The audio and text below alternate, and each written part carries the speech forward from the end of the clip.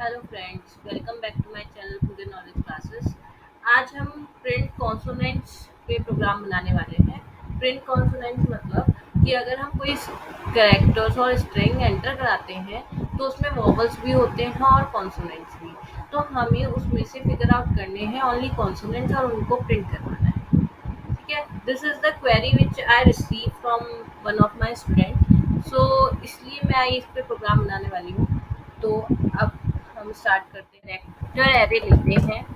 क्यों लेते हैं करेक्टर एरे? क्योंकि इसमें स्ट्रिंग तो होती नहीं है, तो हम क्या करते हैं, इसमें एरे ले लेते हैं एक, जिसका नाम हम रख देते हैं str स्ट्रिंग। ठीक है, और इसका साइज हम दे देते हैं 30 सपोज। ओके, मतलब 30 कैरेक्टर्स इसमें इंसर्ट हो सकते हैं। देन हम प्रिंट एफ स्टेटमेंट से यहाँ पे प्रिंट कराते हैं कि एंटर योर स्ट्रिंग। हम यूजर से एंटर कराना चाहते हैं एक string. Okay, cool. Now sorry for that.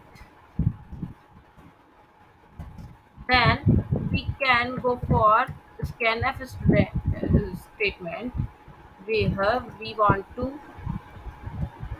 क्या करेंगे हम यहाँ पे, हमें यूजर से कुछ इनपुट करवाना है, मतलब एक करेक्टर एरे इनपुट कराना है। तो हमने क्या करा है, एक ये नोटेशन होती है, इसके बारे में तो सब जानते होंगे कि ये नेक्स्ट लाइन के लिए होती है। तो जब तक नेक्स्ट लाइन ना मिले, ये जो है ये शो कर रहा है और एक्सोर, मतलब इसका मतलब एक्सोर है कि जब तक नेक्स्ट लाइन ना मिले, न्यू लाइन ना मिले, तब तक एंटर होता रहे, मतलब यूजर जो भी डेटा इनपुट कराना चाहता है वो होता रहे। ठीक है, अब इसके बाद हमने एक वेरिएबल लिया आई, जो कि हमें लूप के लिए चाहिए। देन हमने यहाँ पे कहा all consonants in the string. ये हम प्रिंट करवाएंगे। अब कैसे करवाएंगे, इससे पहले हमने ये स्टेटमेंट लिख दी, क्योंकि इसके बाद का काम यही है। ठीक है, तो ये हमारा हो गया। अब हमें एक फोर लूप चलाना पड़ेगा, जो कि आई 0 से चलेगा और आई कहाँ तक जाएगा, लेस देन जितनी स्ट्रिंग की लेंथ है, जितनी स्ट्रिंग की लेंथ है। तो ये एक फंक्शन होता है strlen, लेंथ के लिए, स्ट्रिंग की लेंथ के लिए। ठीक है, तो ये यहाँ तक चलेगा। और फिर हमें क्या करना है, इसके अंदर हमें देखना है कि इफ, अब देखिए हमें क्या करवाना है, इसमें हमें करवाना है कि सिर्फ जो कॉन्सोनेंट्स हैं वो मिले, जो वोवल्स हैं वो ना मिले। बट हमें वोवल्स पता करने ज़्यादा आसान है, मतलब 5 ही वोवल्स होते हैं। तो हमने एक स्टेटमेंट लगाई, एक कंडीशन लगाई कि यदि यदि स्ट्रिंग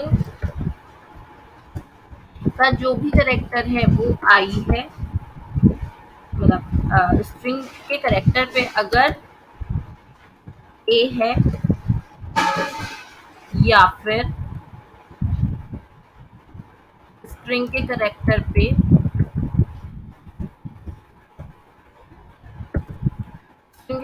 पे बड़ा ए है, या फिर स्ट्रिंग के कैरेक्टर पे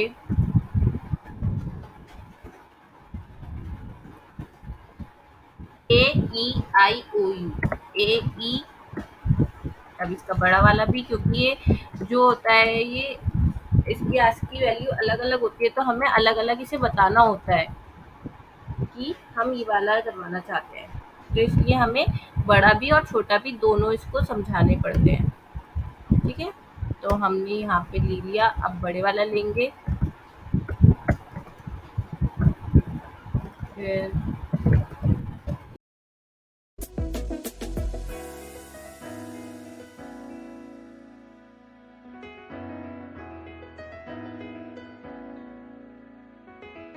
तो अब हम क्या करेंगे, इफ स्टेटमेंट के अंदर हम कंटिन्यू स्टेटमेंट डाल देंगे। कंटिन्यूस स्टेटमेंट का बेसिक काम क्या होता है। कंटिन्यूस स्टेटमेंट इस वाले पार्ट को स्किप कर देती है। मतलब देखो, हमें ए ई आई ओ यू मतलब वोवल्स तो हमें प्रिंट नहीं करवाने, तो इनको छोड़ना है, स्किप करना है कि ये भूल जाए इस वाले को, और जो कॉन्सोनेंट्स है वो प्रिंट करा दे। तो अगर एक भी character A I O you है तो वो इस वाली पार्ट को छोड़ के दूसरे नेक्स्ट इटरेशन पे चली जाए। तो कंटिन्यूस स्टेटमेंट का काम होता है कि इसके बाद का जो भी काम है वो स्किप कर दे और नेक्स्ट इटरेशन पढ़ेगी। नेक्स्ट इटरेशन कॉन्सोनेंट्स है कि वोवल्स, ठीक है। बट ब्रेक स्टेटमेंट क्या होती है, वो लूप से बाहर ही फेंक देती है, ये पार्ट को स्किप कर देती है, ठीक है। तो यहाँ तो हमने इसे स्किप करा दिया और एल्स में हमने डाल दिया कि हमें प्रिंट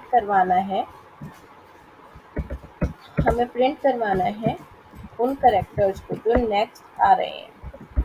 तो नेक्स्ट करेक्टर हमारे हैं स्ट्रिंग आई, जो भी हमारा करेक्टर एंटर अगर कॉन्सोनेंट है तो वो प्रिंट होता है, ठीक है। तो इसी तरीके से प्रोग्राम यहीं पे फिनिश होता है और हम फॉर लूप के बाहर रिटर्न स्टेटमेंट डाल देते हैं, क्योंकि ये एक इंट मेन से प्रोग्राम बना हुआ है, तो ये कुछ ना कुछ रिटर्न करेगा। ओ सॉरी, यहाँ पे हम ब्रैकेट बंद करना भूल गए।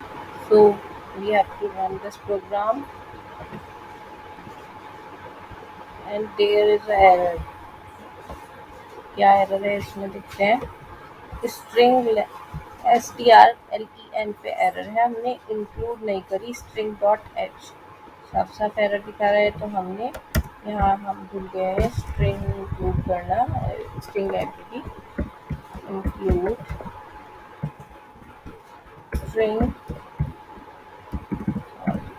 स्ट्रिंग डॉट एच, प्रोग्राम बन जाता है। अब मैं एक बार आपको इसे रन करके दिखा देती हूँ कि इसका आउटपुट क्या आ रहा है।